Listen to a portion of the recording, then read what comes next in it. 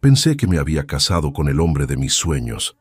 Pensé que aquella luna de miel en la playa sería el comienzo de la vida perfecta.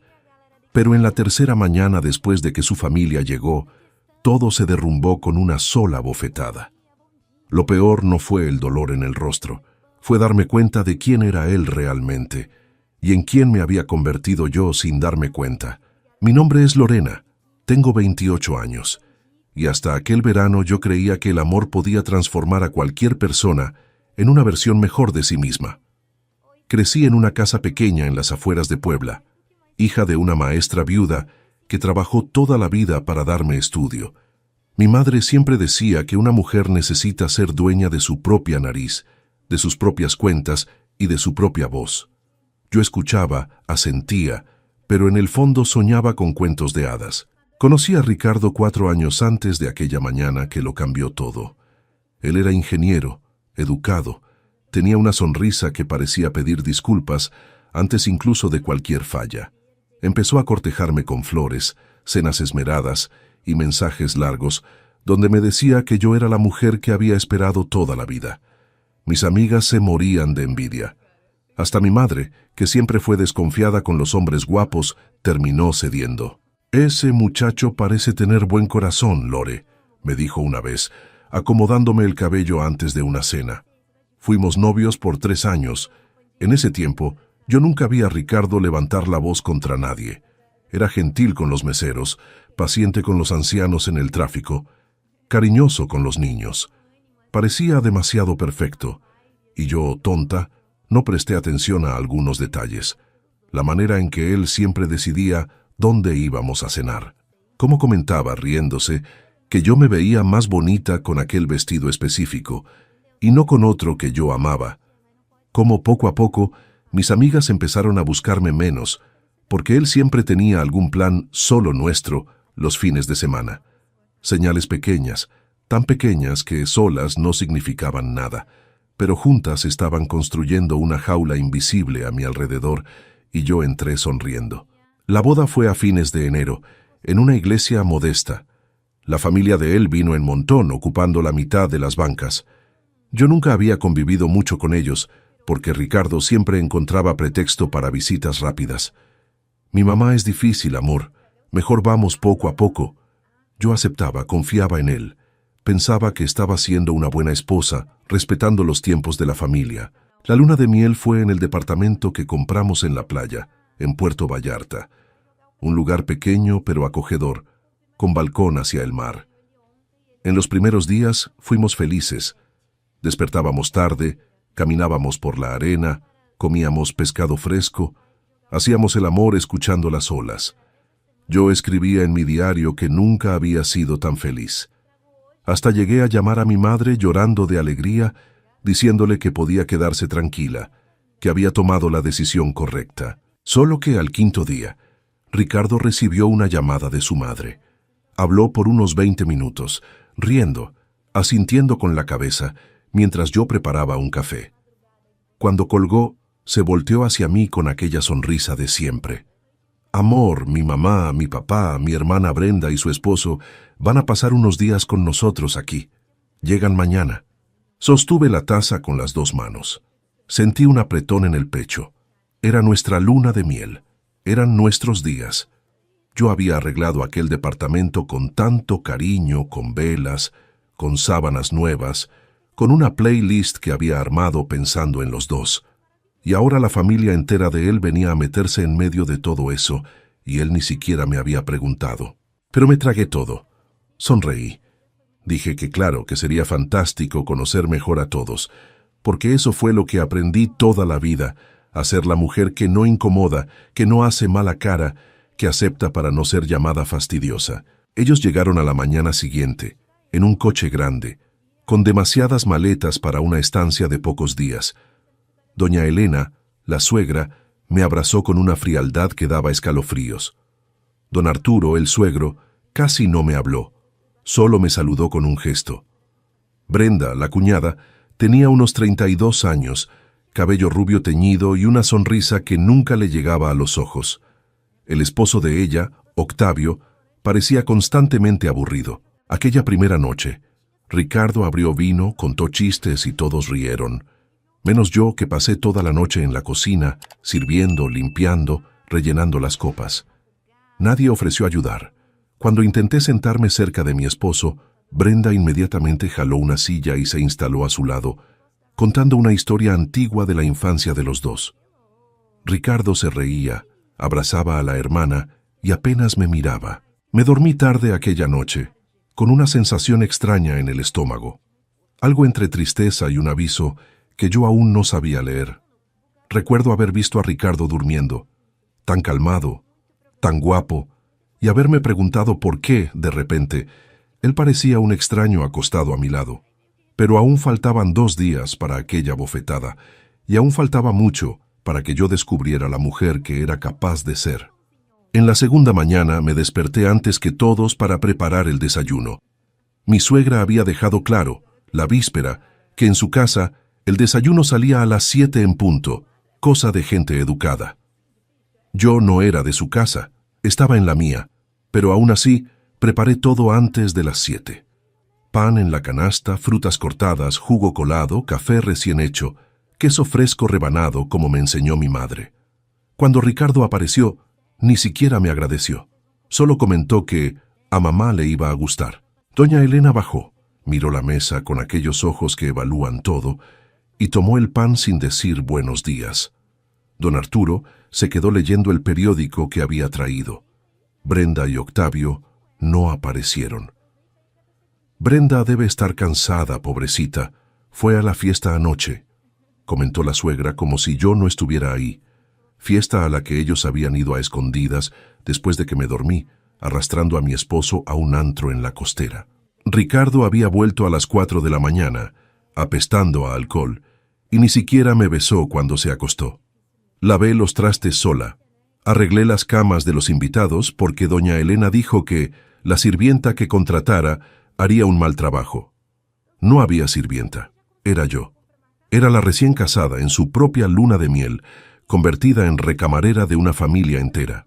Hacia el mediodía, Ricardo vino a buscarme en la cocina donde ya había empezado a preparar la comida. Pescado con costra de hierbas, arroz cremoso, ensalada, postre. Él me abrazó por detrás, me dio un beso en el cuello y susurró que yo era la mejor esposa del mundo. En ese momento casi lloré de emoción. Pensé que estaba viendo mi esfuerzo, que iba a defenderme, a decirle a la familia que yo también necesitaba descansar. Pero luego me preguntó si me había acordado de preparar aquel platillo específico que le gustaba a Brenda, el mole poblano que su hermana adoraba. Le dije que no, porque nadie me había avisado, y él puso una cara de decepción que me apretó el corazón. «Está bien, amor, pero lo haces mañana, ¿va? Ella lo adora». Accedí. Claro que accedí. Por la tarde, mientras todos salieron a la playa, yo me quedé en el departamento terminando de acomodar las cosas. Brenda pasó frente a mí usando uno de mis trajes de baño, aquel rojo nuevo que Ricardo me había regalado antes de la boda. «Espero que no te moleste, cuñada, el mío se rompió en el viaje», dijo sin esperar respuesta. Salió contoneándose por la puerta, mientras mi esposo la seguía riéndose, cargándole la bolsa. Me senté en el sillón y lloré bajito. No entendía lo que estaba pasando. No reconocía a aquel hombre. Tomé el celular y casi le llamo a mi madre, pero desistí. No quería que ella lo supiera. No quería darle la razón tan pronto. Aquella noche se sirvieron de todo lo que preparé y nadie me elogió. Brenda, que había bebido de más otra vez, derramó vino tinto en la alfombra beige de la sala. Ricardo se rió. Doña Elena dijo que «La mancha sale con agua mineral, mija. Mañana la limpias». Yo me paré a traer el trapo y agua caliente, aún así. Cuando finalmente me acosté, como a la 1 de la mañana, Ricardo ya estaba dormido. Me quedé mirando el techo, intentando entender cómo en menos de una semana mi vida se había convertido en aquello. Yo era una mujer inteligente, tenía carrera en administración, trabajaba en una buena empresa, tenía salario propio. No era una tontita. Entonces, ¿cómo había permitido llegar a ese punto? La respuesta que llegó me dolió. Yo me había callado tantas veces antes en cosas pequeñas que la voz para reclamar las cosas grandes se había atrofiado dentro de mí. Cada vez que me tragaba algo, una parte mía desaparecía. Cuando me di cuenta, ya no sabía dónde estaba la Lorena original. Me quedé dormida abrazada a la almohada, decidida a hablar con Ricardo al día siguiente, a pedirle que me ayudara, que hablara con la familia, que me defendiera. Al fin y al cabo, él era mi esposo. Había jurado en la iglesia que iba a amarme y respetarme. La tercera mañana empezó con Brenda tocando la puerta de nuestro cuarto a las 9. «Lorena, ¿dónde está mi desayuno?», gritó como una niña consentida. Ricardo rezongó a mi lado, me dio un codazo y me dijo que me levantara. «Anda, amor, rapidito, tiene hambre». Me levanté. Fui. Empecé a preparar una vez más. Solo que, cuando llegué a la cocina, me di cuenta de que se había acabado el pan.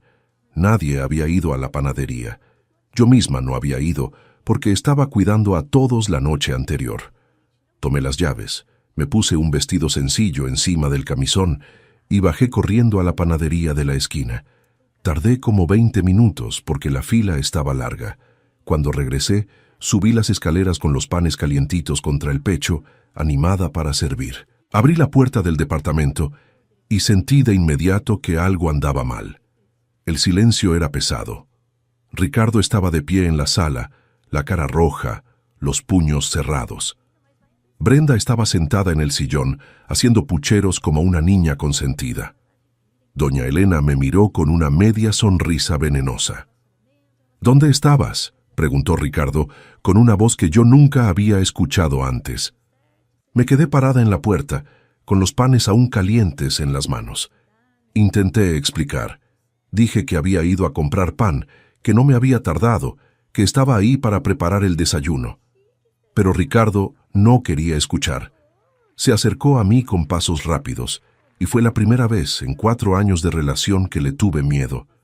Miedo de verdad, de ese que te congela el estómago. «Mi hermana tiene hambre desde hace más de 1 hora, Lorena.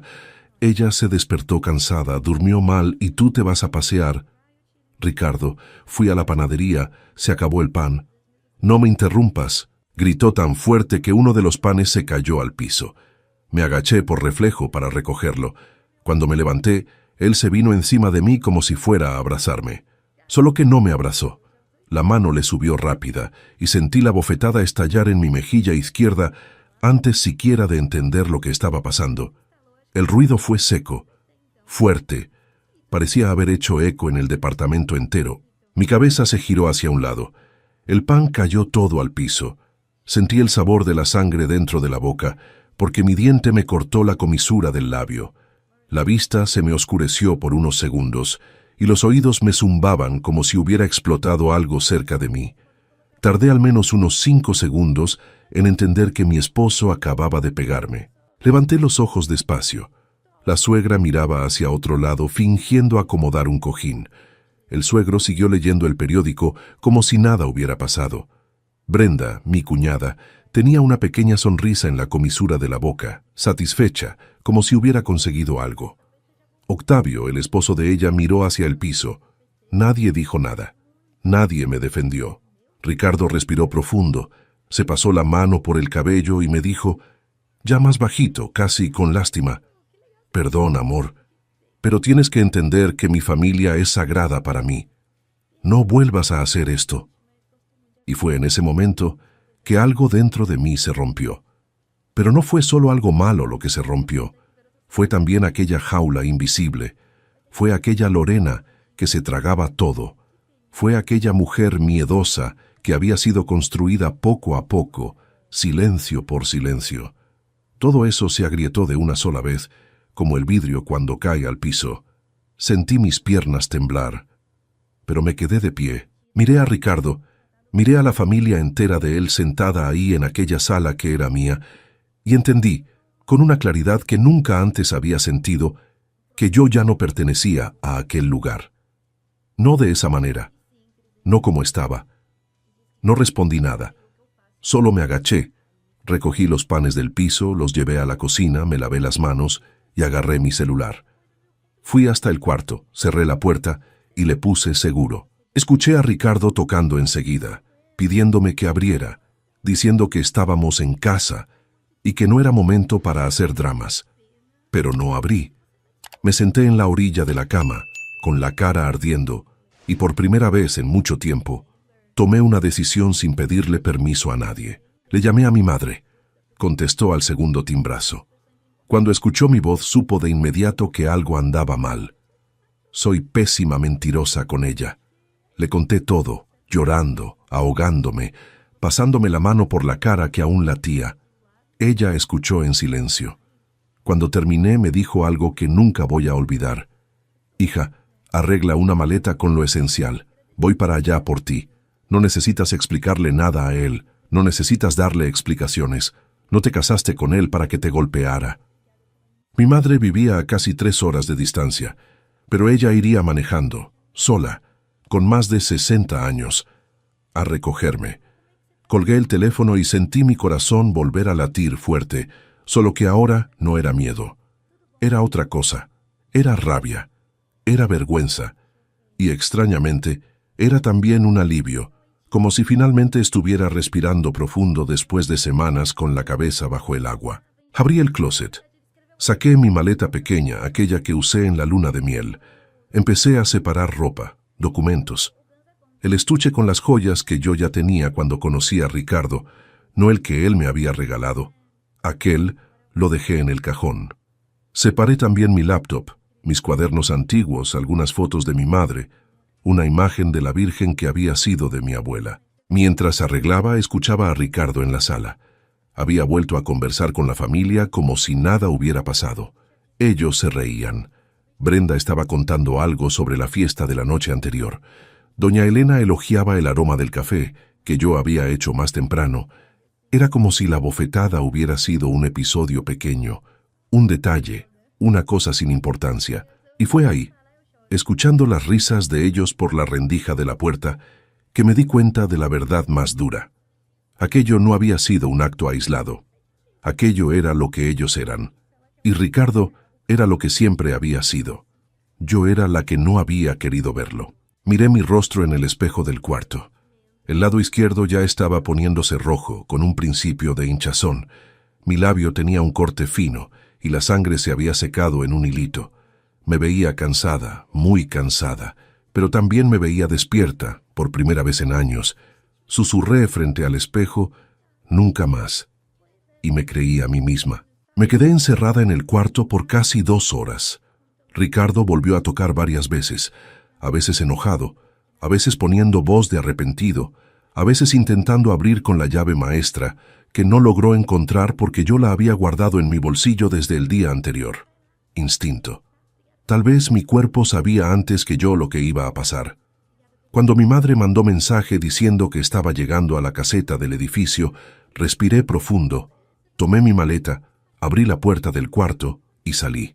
Ricardo estaba en la sala, sentado en el sillón fingiendo ver la tele.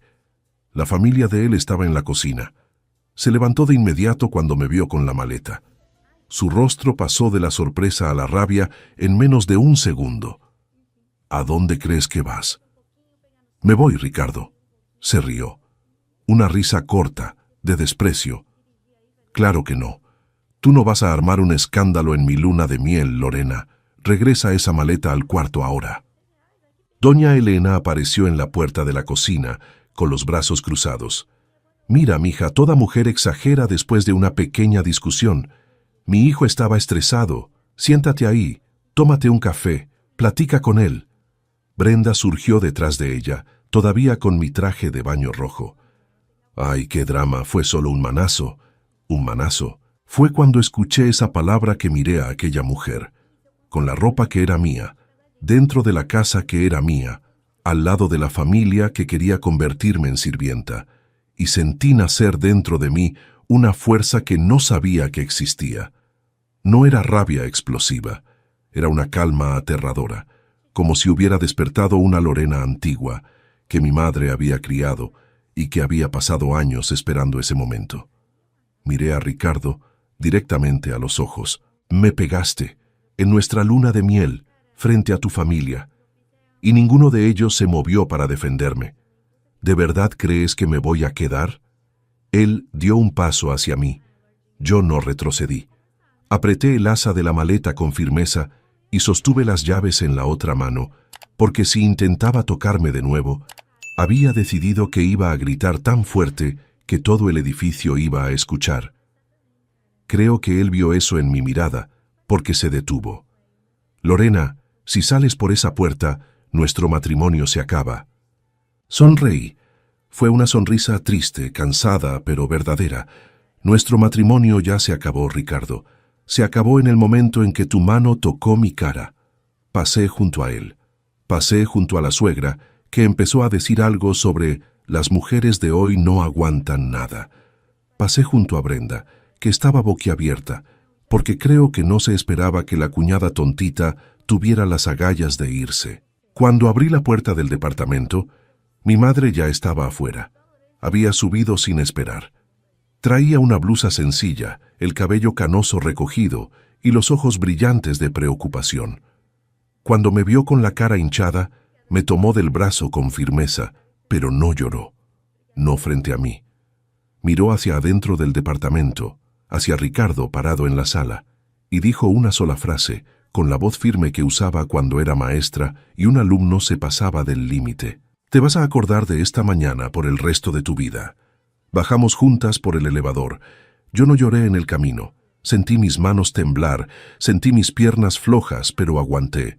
Mi madre me abrazó dentro del coche antes de arrancar. Solo un abrazo, rápido, fuerte. Vamos a estar bien, hija. Ahora respira. Viajamos las 3 horas en silencio. La mayor parte del tiempo.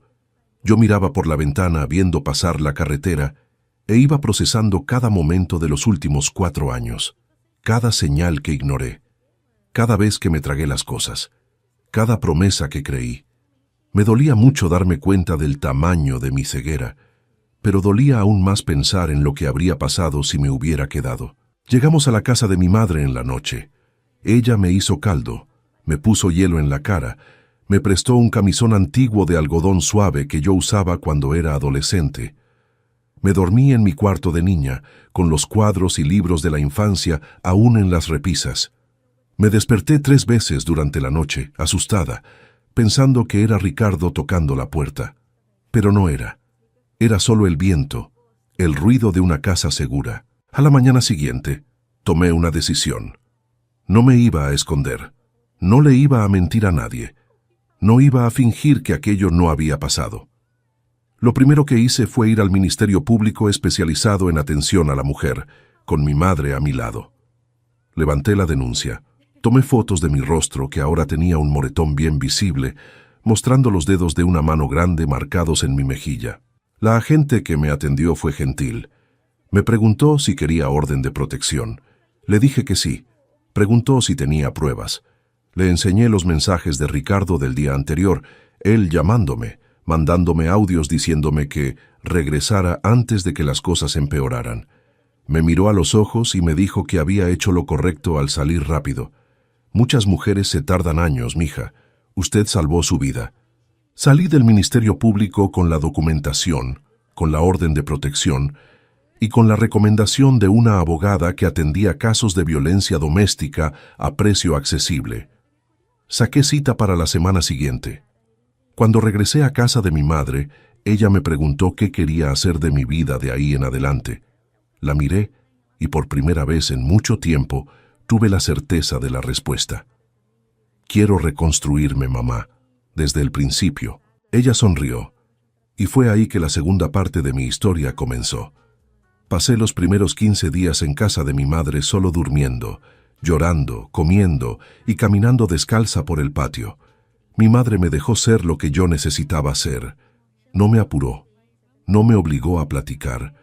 Solo estaba ahí haciendo té, preparando comida, abrazándome cuando yo buscaba abrazo. Al tercer día la abogada me llamó. Platicamos por 1 hora. Me explicó todos mis derechos. El departamento de la playa estaba también a mi nombre, porque yo había puesto la mitad del enganche, con dinero que ahorré trabajando por años. El coche también era mitad mío. Teníamos pocas cosas en común además de eso, porque el matrimonio era reciente.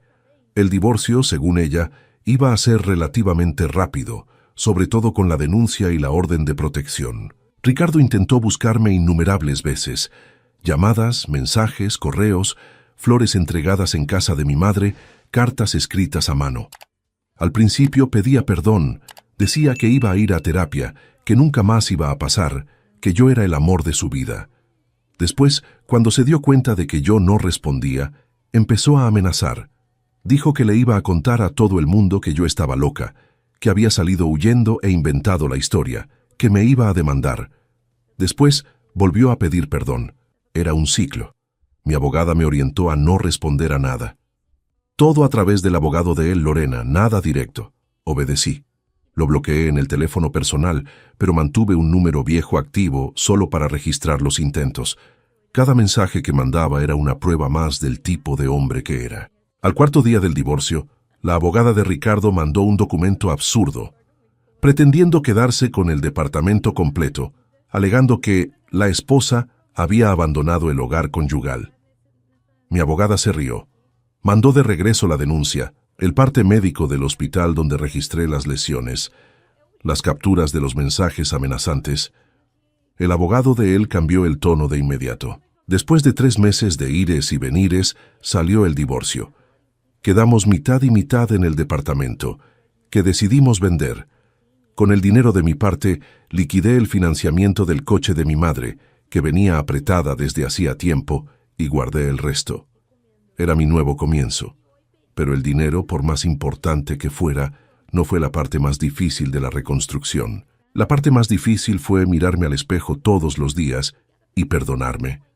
Perdonarme por haber ignorado las señales, por haberme callado tantas veces, por haberme alejado de las amigas en nombre de un hombre que me faltaba al respeto poco a poco, por haber creído que el amor combinaba con el silencio. Empecé terapia a la 5ª semana. Mi psicóloga se llamaba Mariana, tenía unos 50 años y me hizo ver cosas que ni siquiera sabía que estaban ahí. Aprendí la palabra manipulación emocional. Aprendí lo que era el aislamiento gradual. Aprendí que las relaciones abusivas casi nunca empiezan con violencia física. Empiezan con control disfrazado de cuidado, con celos disfrazados de amor, con decisiones tomadas por uno solo, disfrazadas de practicidad. Yo reconocía cada cosa que ella me explicaba. Me acordaba de un momento específico para cada patrón. Y poco a poco fui entendiendo que no era tonta, no era débil. Era una mujer que había sido manipulada por alguien que sabía exactamente cómo hacerlo, porque probablemente había visto a su padre hacérselo a su madre toda la vida. 2 meses después del divorcio, busqué a mis antiguas amigas. Agendé una cena con 3 de ellas. Cuando conté lo que había pasado, ninguna se sorprendió. Nosotras sabíamos que algo andaba mal, Lorena, pero te veías tan enamorada, no queríamos meternos. Una de ellas, Carolina, lloró conmigo. Dijo que me había mandado mensajes preocupados durante años y que Ricardo, yo descubrí después, había borrado varios de mi celular. La rabia llegó en oleadas después de esa plática, pero junto con la rabia llegó algo bueno, la amistad de ellas de regreso, el círculo que yo había perdido, las mujeres que yo amaba y que amaban a la mujer que yo había sido antes de Ricardo. 4 meses después de salir del departamento de la playa, decidí rentar un cuarto pequeño en otra ciudad, cerquita del trabajo, en la Ciudad de México, para comenzar desde cero. Mi madre lloró cuando le dije que me iba, pero lo entendió. Así es, hija. Vuela ahora. Mamá está aquí si necesitas. Mi jefe en la empresa, que me había dado licencia cuando le conté rápidamente lo que había pasado, me recibió de vuelta con cuidado. Poco a poco fui recuperando el ritmo. Me ascendieron ese semestre porque entregué un proyecto que nadie lograba resolver. Me quedé sorprendida con mi propia capacidad. Me había hecho tan pequeña al lado de Ricardo que había olvidado el tamaño que yo tenía. 6 meses después de la bofetada, escribí en mi cuaderno en una noche tranquila, tomándome un té en la cocina de mi departamento nuevo. Hoy me miré al espejo y me reconocí. Tardó, pero lo logré.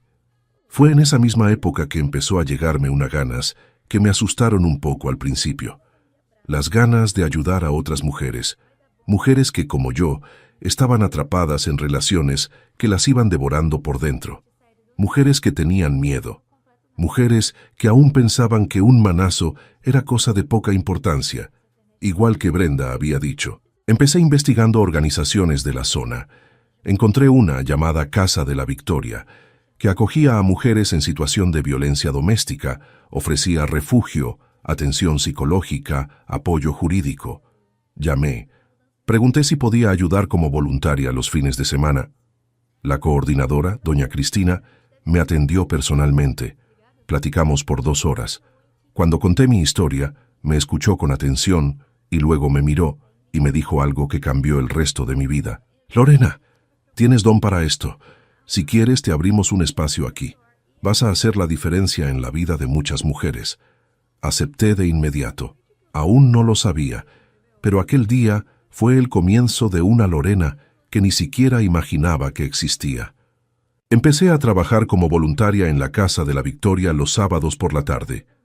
Al principio, solo ayudaba organizando ropa donada, haciendo café, jugando con los niños mientras las mamás estaban en sesión.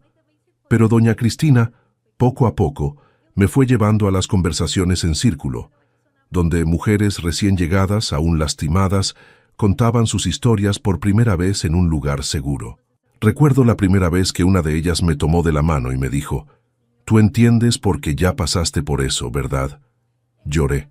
Le dije que sí.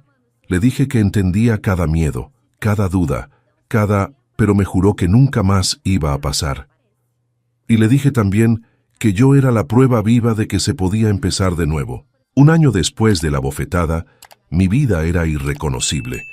Había comprado un departamento pequeño, mío, todo a mi nombre. Me había convertido en gerente de área en el trabajo, con un equipo de 5 personas a mi cargo. Había vuelto a hacer yoga, a leer novelas, a cocinar sin servirle a nadie a disgusto. Me había reencontrado con las amigas.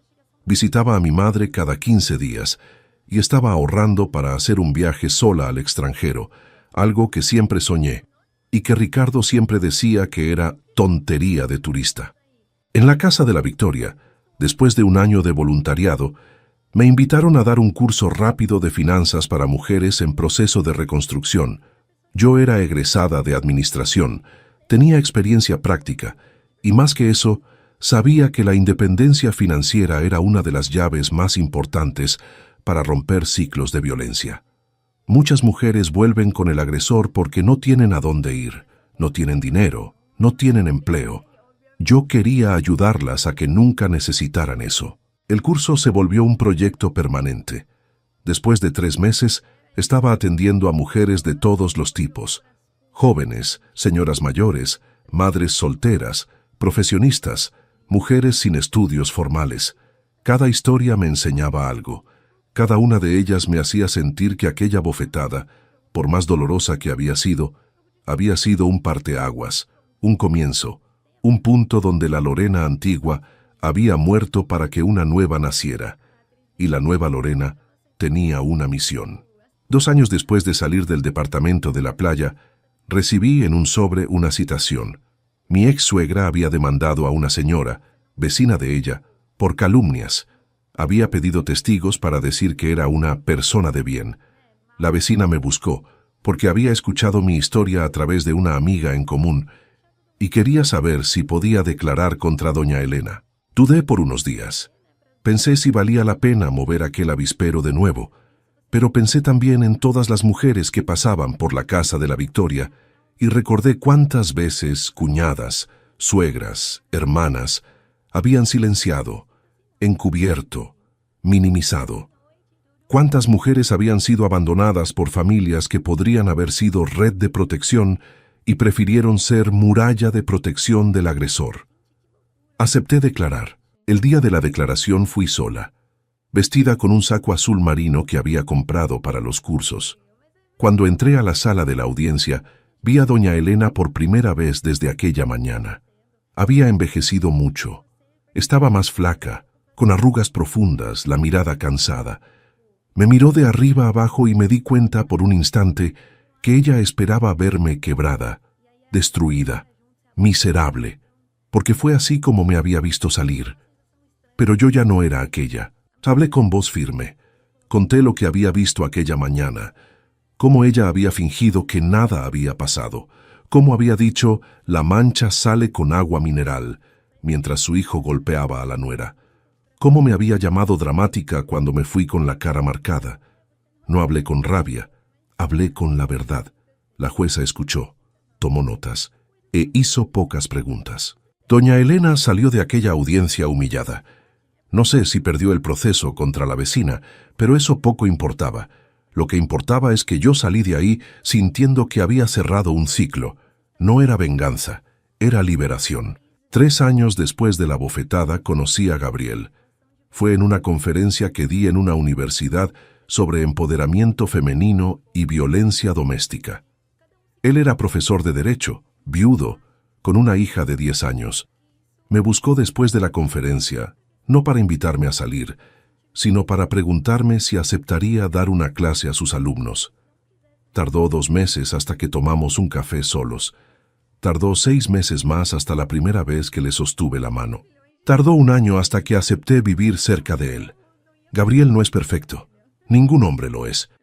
Pero él es de los que escuchan, que preguntan, ¿tú qué opinas?, antes de decidir, que trata a su hija, a su madre, a mis amigas, con el mismo respeto con que trata a los colegas. Nunca en 4 años con él sentí miedo. Nunca me callé para evitar una explosión. Nunca necesité pedir perdón por algo que no hice. Hoy, 5 años después de aquella mañana en la luna de miel, tengo 33 años. Estoy casada de nuevo, en una ceremonia pequeña con 20 invitados, todos gente que me quiere de verdad.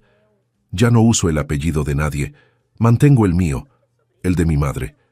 Tengo una hijastra que se llama Luciana, que me adora, y que crío como si fuera mía. Sigo trabajando como voluntaria, ahora 2 veces por semana, y mi equipo de voluntarias creció a 8 mujeres, todas sobrevivientes también. ¿Y sobre Ricardo? Descubrí por Facebook que se casó de nuevo, con una muchacha mucho más joven que siempre sale triste en las fotos. Rezo por ella todos los días. Rezo para que se dé cuenta antes de que yo me diera cuenta. O, si no se da cuenta, que tenga, como tuve yo, una madre que maneje 3 horas para ir a recogerla. Si estás escuchando esta historia y reconoces algo en tu vida o en la vida de alguien que amas, por favor, no esperes la bofetada. Las señales llegan antes. El control disfrazado de amor, los celos llamados cariño, el silencio impuesto, el alejamiento de las personas que te quieren de verdad. Todo eso es violencia, no es tontería, no es así es él, no es cosa de mujer exagerada. Mi madre tenía razón. Una mujer necesita ser dueña de su propia nariz, de sus propias cuentas y de su propia voz. Y, si perdiste eso en algún punto del camino, puedes volver a hacerlo. Siempre puedes. Yo soy la prueba.